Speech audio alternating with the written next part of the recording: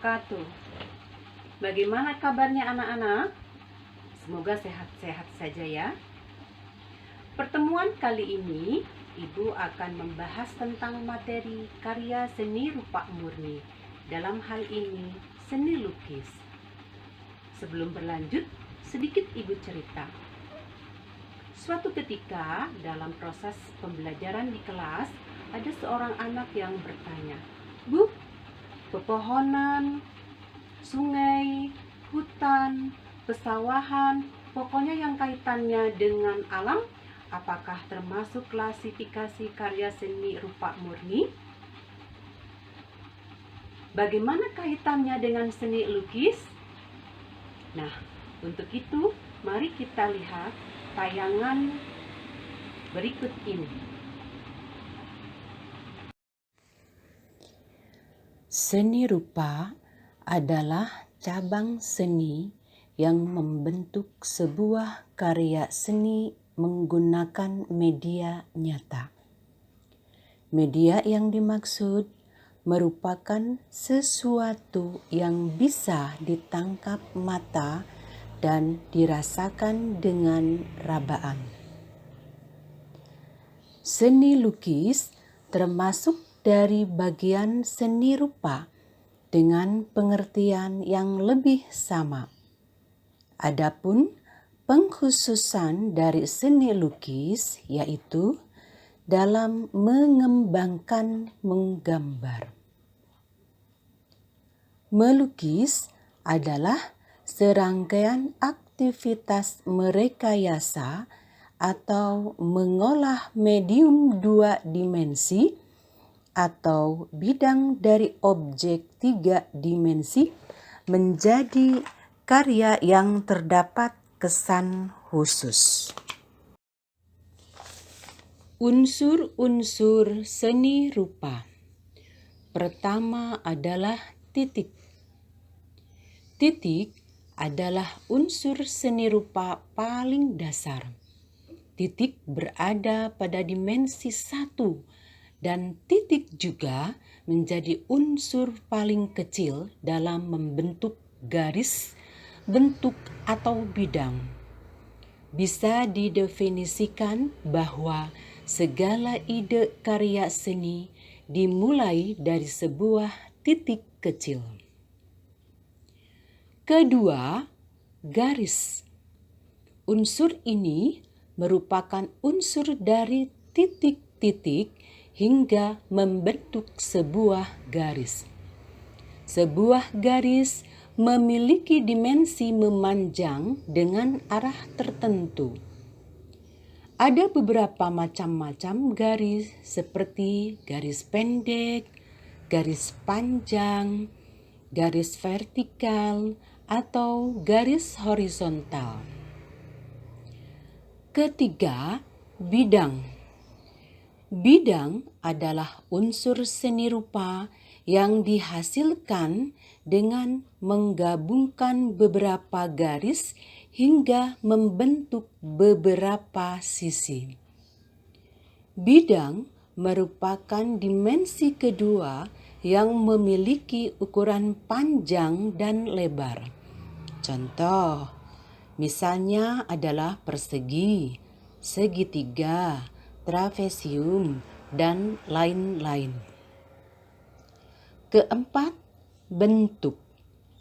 Unsur-unsur seni rupa yang berikutnya adalah bentuk.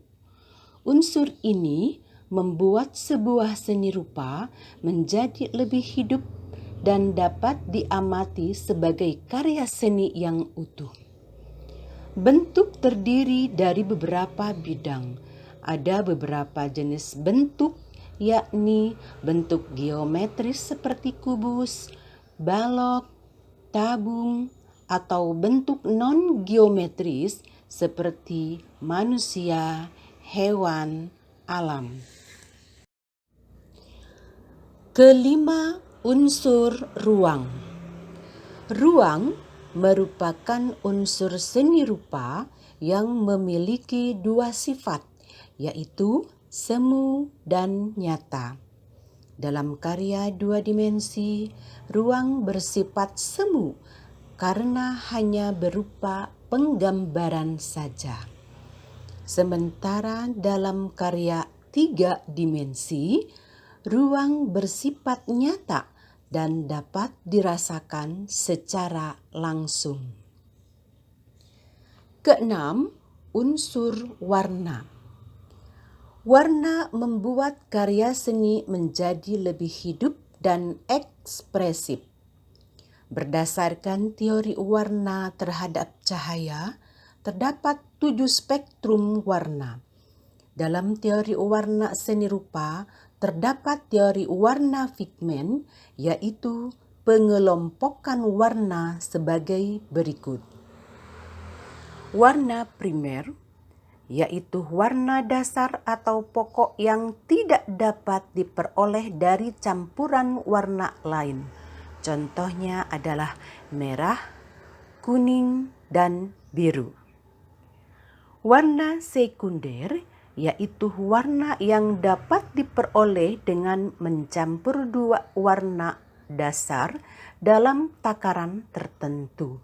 Contohnya adalah orange, ungu, dan hijau. Warna tersier, yaitu warna yang dihasilkan melalui pencampuran warna sekunder. Warna analogus, yaitu deretan warna yang letaknya berdampingan dalam lingkaran warna. Misalnya, kuning ke hijau-hijauan atau orange ke merah-merahan. Warna komplementer, yakni warna kontras yang letaknya berseberangan dalam lingkaran warna. Misalnya, kuning dengan ungu, merah dengan hijau, dan lain-lain. Ketujuh, unsur tekstur. Tekstur juga termasuk salah satu unsur-unsur seni rupa 3 dimensi. Pengertian tekstur pada seni rupa adalah sifat dan keadaan permukaan bidang pada suatu karya. Tiap benda tentu memiliki tekstur yang berbeda-beda, meski ada juga yang hampir sama. Tekstur terdiri atas 2 jenis, yaitu nyata dan semu. Kedelapan, unsur gelap terang. Unsur ini bergantung terhadap intensitas cahaya. Artinya, semakin besar intensitas cahaya, maka akan semakin terang. Sebaliknya, semakin kecil intensitas cahaya, maka akan semakin gelap. Dalam karya 2 dimensi, unsur gelap terang dibuat berdasarkan gradiensi dan pemilihan warna.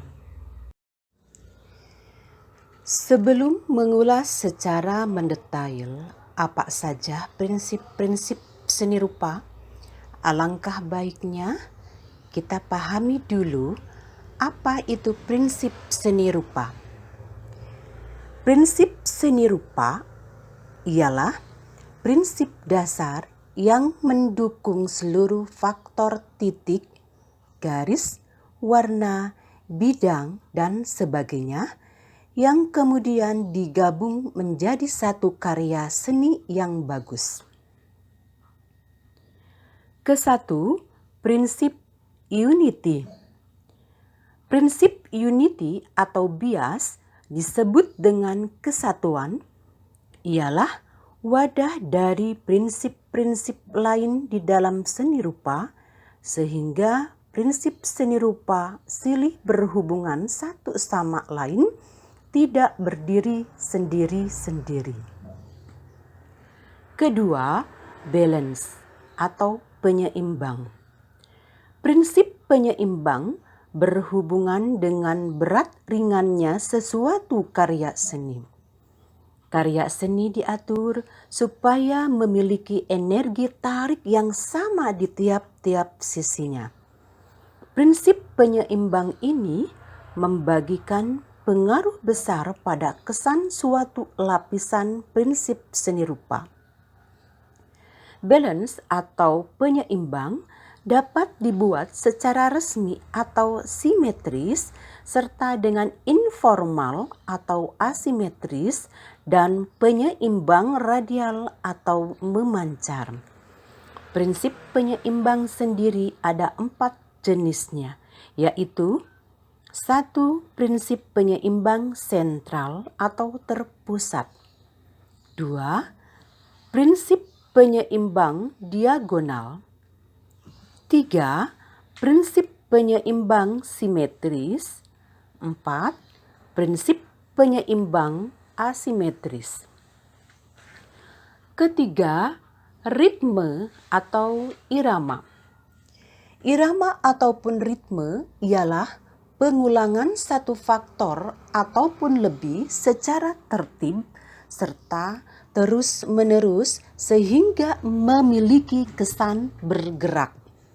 Pengulangan ini dapat berwujud bentuk, garis, dan faktor warna-warni. Keempat, komposisi.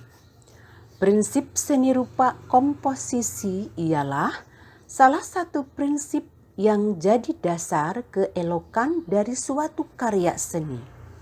Sebab komposisi berhubungan dengan penataan unsur-unsur seni rupa sehingga jadi lapisan yang tertib dan serasi. Selanjutnya, kelima, proporsi atau kesebandingan. Prinsip ini bertanggung jawab menyamakan bagian satu dengan bagian yang lain, sehingga nampak selaras, kompak, dan nyenengin kalau dipandang. Besar kecil, panjang pendek, luas sempit, tinggi rendah merupakan permasalahan yang harus diperhatikan betul dalam prinsip proporsi. Keenam, center of interest. Prinsip seni rupa yang satu ini juga bisa disebut dengan dominasi, yang merupakan usaha untuk menunjukkan bagian tertentu dari karya seni rupa, sehingga bagian yang dipusatkan akan terlihat menonjol atau berbeda dengan bagian yang ada di sekitarnya. Ketujuh, harmoni atau keselarasan. Keselarasan merupakan prinsip seni rupa yang menyatukan faktor dalam seni rupa dari bermacam bentuk yang berbeda itu. Keselarasan akan timbul dengan adanya kesamaan, kesesuaian, serta tidak berlawanan. Tujuan prinsip harmoni ini terbentuk untuk menghasilkan perpaduan yang selaras. Kedelapan, gradasi. Gradasi ialah lapisan warna yang bersumber pada tingkatan perpaduan bermacam warna yang digunakan di dalam karya seni secara berangsur-angsur. Kesembilan, kontras atau penekanan. Kontras mengendalikan perbandingan dari dua faktor yang bertentangan. Perbandingan mencolok terletak di corak, wujud, serta dimensi sehingga karya seni tidak terkesan senantiasa lama. Demikian ulasan mengenai prinsip-prinsip seni rupa beserta pengertian prinsip itu sendiri. Kita lanjutkan dengan bahasan tujuan dalam lukisan. Pertama adalah tujuan religius, yaitu menjadikan lukisan yang dibuatnya sebagai pengabdian yang ditunjukkan kepada Tuhan, nenek moyang, atau para dewa, politeisme atau monoteisme. Kedua adalah tujuan magis, yaitu menjadikan lukisan yang dibuat untuk mendatangkan magis atau sihir. Lukisan ini bersifat primitif, akan tetapi pelukis modern juga banyak yang melukis tema dan motif primitif agar menimbulkan kesan magis. Ketiga adalah tujuan simbolis, yaitu melakukan kegiatan melukis untuk melambangkan suatu cita-cita kehidupan pribadi atau kelompok. Misalnya, cita-cita berupa kebahagiaan, kedamaian, kekuatan, dan kehendak positif yang bermanfaat bagi manusia. Keempat adalah tujuan estetis, yaitu melukis dengan semata-mata mengutamakan rasa keindahan saja, sehingga lukisannya dapat dinikmati sebagai penghias dekorasi. Kelima adalah tujuan kritik sosial. Pada dasarnya, seni diciptakan untuk dinikmati oleh orang lain, publik atau masyarakat pada umumnya. Seorang seniman dapat mengatakan bahwa ia berkarya untuk dirinya sendiri, namun sebenarnya tanpa disadari mereka membutuhkan apresiator, yaitu masyarakat, untuk menilai, menikmati, dan mengagumi hasil karya seni yang telah ia buat. Keenam, tujuan ekspresionis. Melukis untuk mengekspresikan perasaannya sendiri tanpa melihat unsur-unsur lain.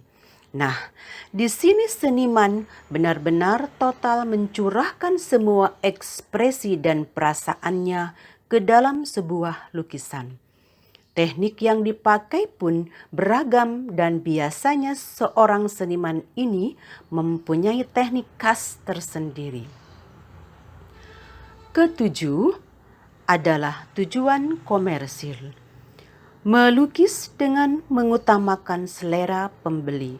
Contohnya ialah para pelukis di jalan. Gaya aliran dalam lukisan. Gaya pertama yaitu representatif. Gaya representatif yang pertama adalah naturalisme. Aliran seni rupa yang menggambarkan keadaan alam, melukiskan segala sesuatu sepersis mungkin dengan keadaan nyatanya, seteliti mungkin. Sehingga diperlukan kemampuan yang terlatih untuk mewujudkan karyanya. Tokoh aliran naturalisme antara lain: 1. Wahidi, 2. Abdullah Suryobroto, 3. Basuki Abdullah, 4. Mas Pringadi. Gaya representatif yang kedua adalah realisme, yaitu aliran seni rupa yang memandang dunia ini tanpa ilus, dalam artian subjek atau objek yang dilukis ditampilkan apa adanya, sesuai dengan kenyataan sehari-hari, tidak didramatisir atau dipilih hanya yang indahnya saja. Tokoh realisme antara lain Wardoyo, Trubus, Tarmizi, Dullah, Gustav Courbet. Gaya representatif yang ketiga adalah romantik. Aliran ini terkadang disebut romantisme yang sebetulnya kurang tepat. Aliran ini mengungkapkan tema yang masih representatif namun dengan cara yang dramatis. Misalnya menunjukkan peristiwa yang dahsyat atau kejadian-kejadian penting dalam sejarah secara dramatis.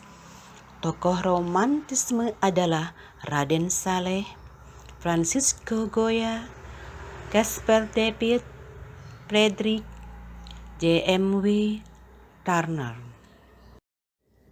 Gaya kedua yaitu deformatif. Deformatif adalah gaya yang mengubah bentuk asli dari objek atau subjek yang dilukis, sehingga menghasilkan bentuk baru namun tidak benar-benar meninggalkan bentuk dasar aslinya. Beberapa aliran seni rupa yang termasuk dalam gaya deformatif adalah: pertama adalah impresionisme, merupakan aliran yang hanya menggambarkan kesan sederhana dari apa yang dilukiskan. Tokoh aliran impresionisme adalah S. Sujoyono, Claude Monet, Paul Cizeni. Kedua adalah surrealisme, adalah aliran seni rupa yang mengubah sesuatu yang nyata menjadi tampak tidak nyata, seperti menggambarkan manusia yang melayang, sehingga gambar yang terdapat dalam lukisan tampak seperti pada mimpi. Tokoh surrealisme antara lain Salvador Dali, René Magritte, Frida Kahlo.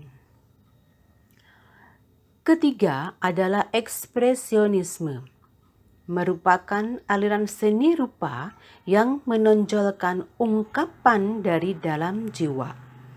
Ekspresionisme lebih mementingkan ekspresi individu seniman dibandingkan dengan peniruan alam. Tokoh-tokoh ekspresionisme meliputi Affandi, Edvard Munch, Ernst Ludwig Kirchner.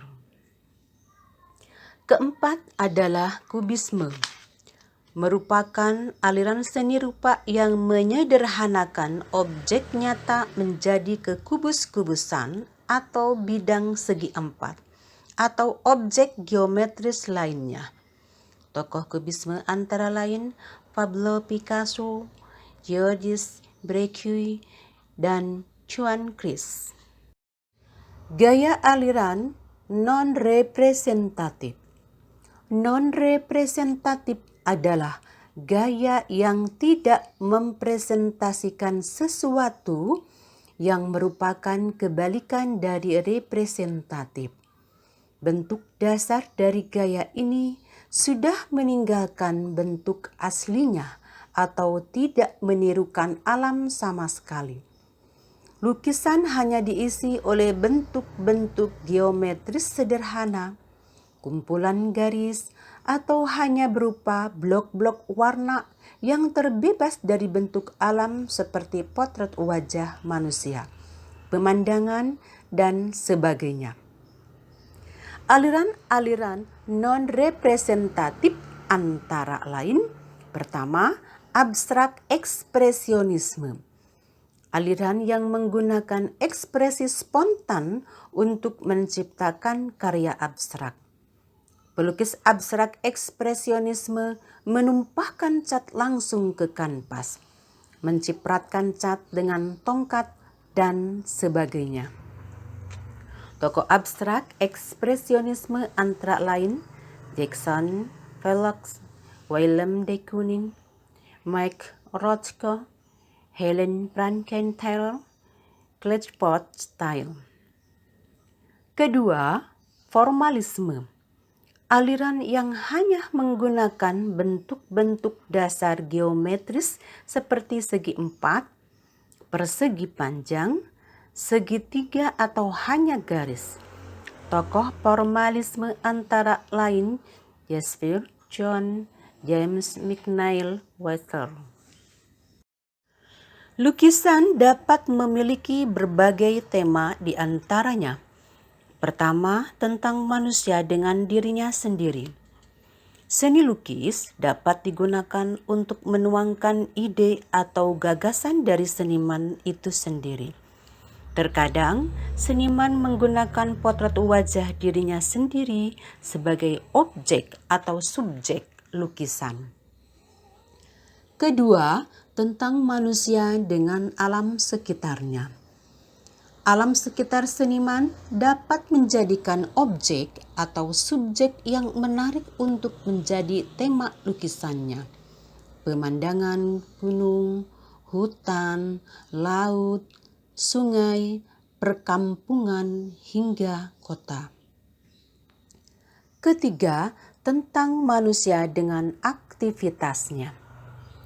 Aktivitas kehidupan sehari-hari yang beragam terkadang mencetuskan suatu ide untuk melukis. Kegiatan manusia dapat digambarkan secara langsung pada karya lukis atau hanya menginspirasi terhadap ekspresi dan emosi yang ingin dikeluarkan oleh seniman. Keempat, tentang manusia dengan alam benda. Benda-benda yang ada di sekitar kita juga dapat memiliki keunikan dan keindahan tersendiri sebagai sumber inspirasi melukis. Kita tidak pernah tahu karya seunik apa yang dapat dihasilkan dengan menggunakan berbagai benda keseharian yang ada di sekitarnya. Kelima, tentang manusia dengan manusia lain. Terkadang seorang pelukis juga mengekspresikan cita rasa kehidupan menggunakan orang-orang yang ada di sekitarnya. Orang-orang tersebut bisa dijadi orang terdekat seperti istri atau suami, anaknya, orang tua, saudara, teman atau siapapun itu. Keenam, manusia dengan alam khayal. Imajinasi atau khayalan yang terkadang tiba-tiba melintas atau direnungkan, baik secara sadar ataupun tidak sadar atau saat tertidur, merupakan inspirasi dan tema yang luar biasa untuk dilukis. Berbagai teknik dalam lukisan antara lain, pertama adalah teknik akuarel, yaitu teknik melukis dengan menggunakan cat air atau akuarel dengan sapuan warna yang tipis sehingga lukisan yang dihasilkan bernuansa transparan.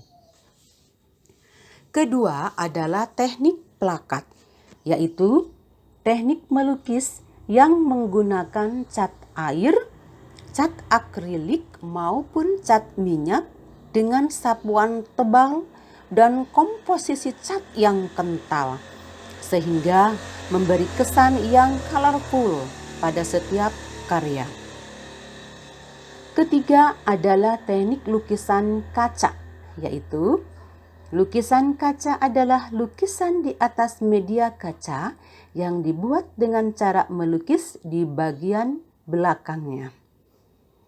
Keempat adalah teknik lukisan batik, yaitu batik lukis adalah proses pembuatan batik dengan cara langsung melukis pada kain.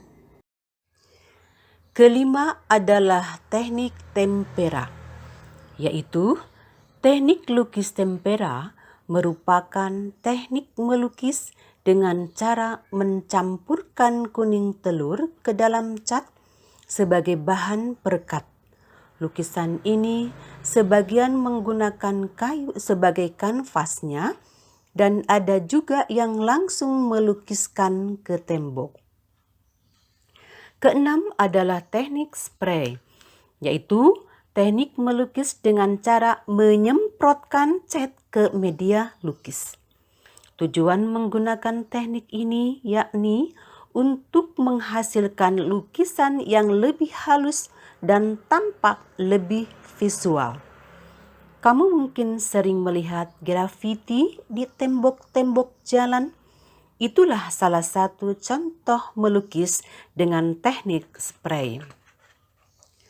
Ketujuh adalah teknik pointillis, yaitu teknik ini membutuhkan kesabaran yang lebih daripada teknik lukis lainnya karena cara kerjanya dengan menggunakan titik-titik untuk menghasilkan lukisan yang menawan. Kedelapan adalah teknik mozaik, yaitu teknik mozaik adalah teknik menempelkan pecahan atau lempengan kaca yang berwarna-warni pada dinding atau media lain sehingga membentuk objek tertentu. Alat dan bahan yang digunakan untuk melukis antara lain adalah krayon dan oil pastel.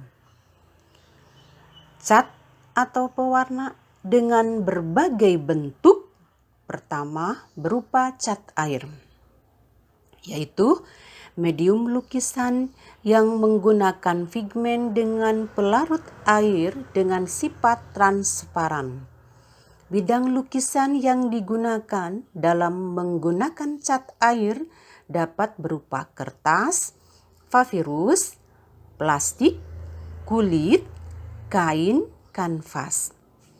Kedua berupa cat akrilik, yaitu cat yang terbuat dari campuran bahan sintetis seperti resin dan polyvinyl, akrilik, dan cepat kering. Bahan ini umumnya bersifat lembut dan kaku, meskipun dicairkan dengan air atau gel. Apabila telah kering, cat ini sangat tahan air. Cat ini mudah menutup dan cepat kering. Media lukis untuk bahan ini adalah dinding atau tembok batu, kayu, kain, styrofoam, kanvas, ataupun kertas gambar. Ketiga berupa cat minyak yang terdiri atas partikel-partikel pigmen warna yang diikat atau direkat dengan media minyak. Kelebihan cat minyak antara lain, pigmen warna cat minyak lebih cemerlang, gradasi warna yang bisa dicapai oleh cat minyak pada skala gradasi paling besar, dan ketahanan terdapat waktu lebih awet. Alat lainnya berupa kuas. Kuas untuk melukis ukurannya bermacam-macam, biasanya ada nomor urutannya. Disarankan untuk mencari kuas yang berkualitas baik. Di ujung sikat kuasnya berwarna krem. Alat lainnya ada pisau palet. Pisau palet digunakan untuk meratakan cat minyak dan membuat efek pada lukisan.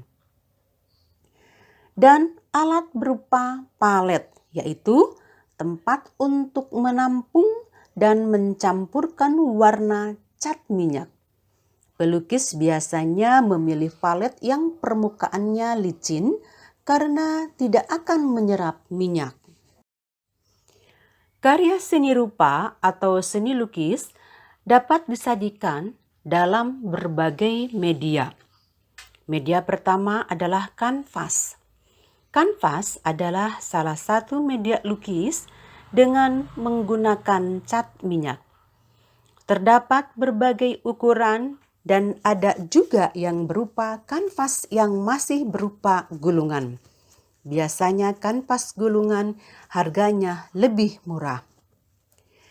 Media kedua adalah kertas.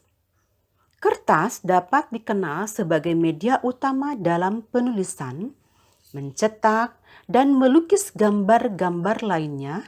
Selain itu, masih banyak lagi kegunaan lainnya seperti sebagai kertas pembersih atau tisu dan lainnya. Media ketiga adalah tembok atau dinding. Dinding merupakan salah satu elemen bangunan yang berfungsi memisahkan dan membentuk ruangan.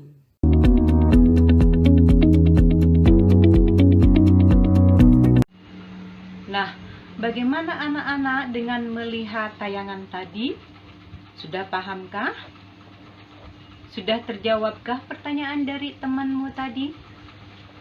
Satu yang perlu diingat, ciptaan Tuhan bukan termasuk karya seni, melainkan maha dari yang maha tinggi, yang tidak bisa disejajarkan dengan ciptaannya. Bagaimana dengan kalian? Ibu tunggu loh penerapannya dengan sebuah karya seni lukis. Terima kasih atas perhatiannya. Sampai jumpa di materi selanjutnya. Billahi taufik wal hidayah.